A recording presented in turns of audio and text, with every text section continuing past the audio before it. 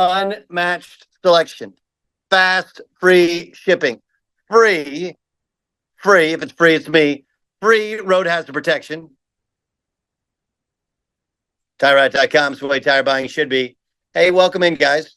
Not a lot going on, right? Or maybe there is. You know, like the Tennessee Titans get their first win of the year. Mason Rudolph, who came in and saved the day for the Titans, will join us in the show. By the way, I have a question for you. Dan, you and Jay Stu, you guys are both very active on social media. I was Sam as well, right? Like that's fair. That's not everybody good with that? Okay. Did you see the post of a young woman and her guy, and they're at the Dolphins game, and she shows him that Mason Rudolph slid into her DMs, and the guy's like, Mason Rudolph slides into my girl's DMs. Now he's on the field and he's beating the Dolphins' butt. Like, I can't. This is the worst ever. I want to go home right now. It's right. Okay. Should I ask Mason about it? Well, I mean, it's off the field. It doesn't have to do totally. I mean, I'd like to, and we are friends, but like, is this going to kill our friendship if I ask?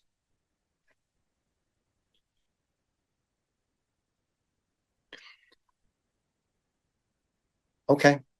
Jay Stu, are you okay with that? I mean, I'll go with it, but I just want to make sure that we're all on board for the possibility of a. I mean, Jay Stu, of course, used to be with Rome's posse, and right, Rome made a name for himself by calling Jim Everett Chris Everett several times, and then getting a desk turned over on him. I don't think Mason would have that kind of negative energy, and I got to find like a nice neutral way of asking him. But I got to ask him about it, right, Jay Stu? Can I? I can't give him a pass on that. It's okay. Mm-hmm. Mm-hmm. No, no, no. There was nothing there. It looked like it was unopened, by the way. Looked like it was unopened.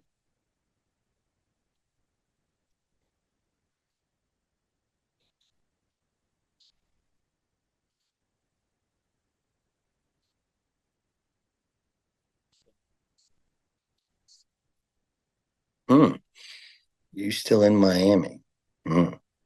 All right. We'll find out. We'll ask. I will ask Mason Rudolph. He'll join us. He'll join us upcoming. Man, I mean, she blew up his spot on Twitter when he's playing in the game. That's called blowing up your spot, by the way. I don't know if you guys are familiar with that. Mason's joining us in 25 minutes. It is the Doug Gottlieb Show here on Fox Sports Radio. A quick welcome into KNEW. That's KNEW, our new affiliate in San Francisco. It's 9:60 a.m. iHeart Sports Talk and more. Don Parker, thanks for making the ill-fated decision of having us on. But West Coast guys, regardless of where we are, doing a national show, we appreciate you. We appreciate you. Can I get to the Pete Rose thing? So Pete Rose passed away last night, and again, I haven't polled my staff. I haven't asked Jay Stu, although I follow him on social media, so I do know. I didn't see Dan tweet about it. So again, Dan, if this goes counter to your opinion, we can talk about it. But what actually has changed between yesterday and today? Right? I mean, Pete Rose isn't of this earth anymore, but had any of you spent any time thinking about Pete Rose before now? Like, no.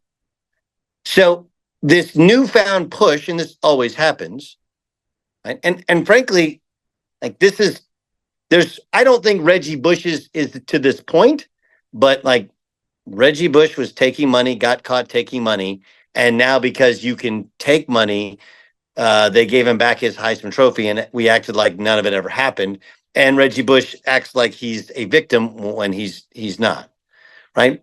The one thing is, yes, did it steer players or keep players at schools because you paid them? Sure. But the actual game itself, there wasn't the same. It didn't strike at the core of what sports is about. And suddenly now Pete Rose becomes some sort of sympathetic figure because he passes away. And like, oh, how could the all-time hit king, the all-time game player king, how could Pete Rose, 17-time All-Star, how could he not be and recognized in the Hall of Fame? Well, first thing is he actually is recognized his accomplishments are recognized in the Hall of Fame. His bat's there, gloves there, shoes there.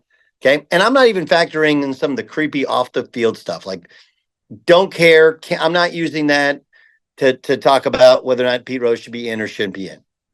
But I started in this national sports radio game with a man named Chuck Wilson. Chuck normally would join us. We could have him for an hour. And he is a Pete Rose fan who is the foremost authority on the Dowd Report and on all Pete Rose did. He can't join us because his father-in-law is very, very sick and he's holding his wife's hand. And it's not something he wants to disrupt in terms of his family.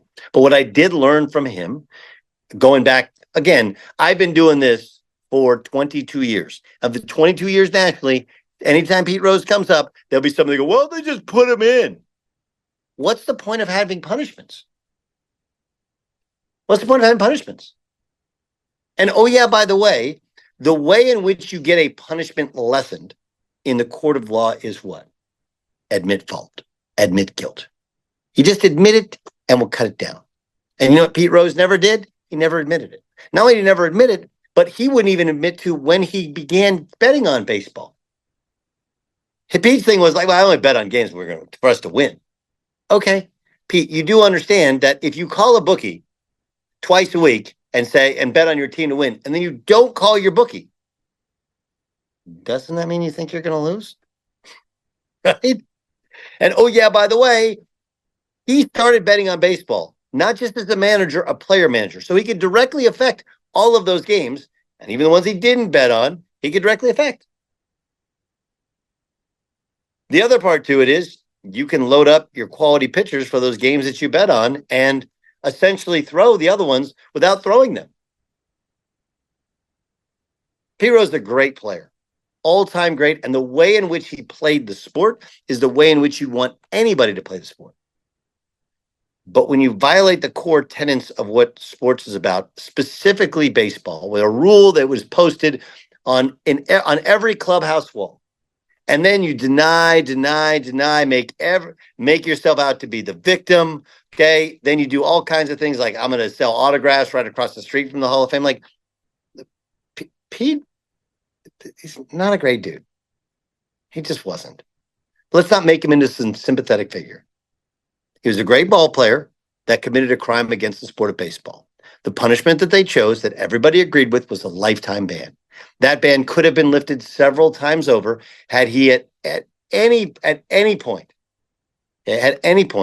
acknowledged what he had done, admitted it, talked about it, and tried to tell others not to fall into the trappings of betting on professional sports, especially the one in which you play. He chose not to do so.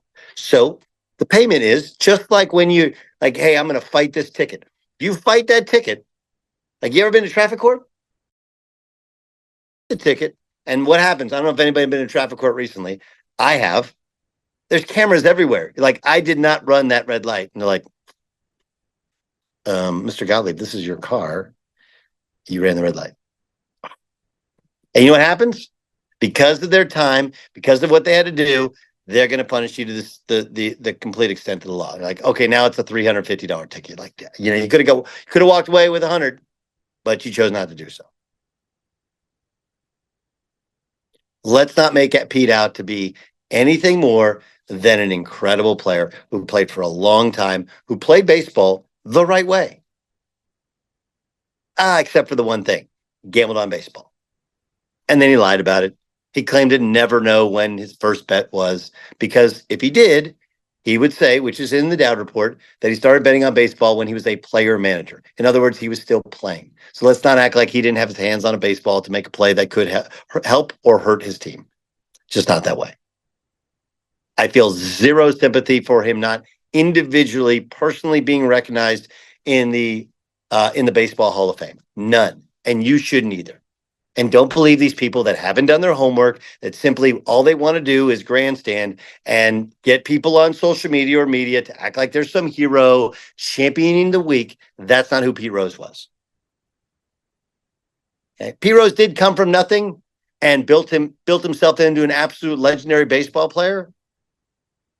But he's kind of a slime ball. Let's just be totally candid and honest. And if that bothers you, fine. Go and just track his history, all the things he's done. And you're like, yeah, maybe not the best guy in the world. Now, again, that doesn't keep you out of the Pro Baseball Hall of Fame. There's plenty of Hall of Famers that aren't good dudes. But he bet on baseball repeatedly.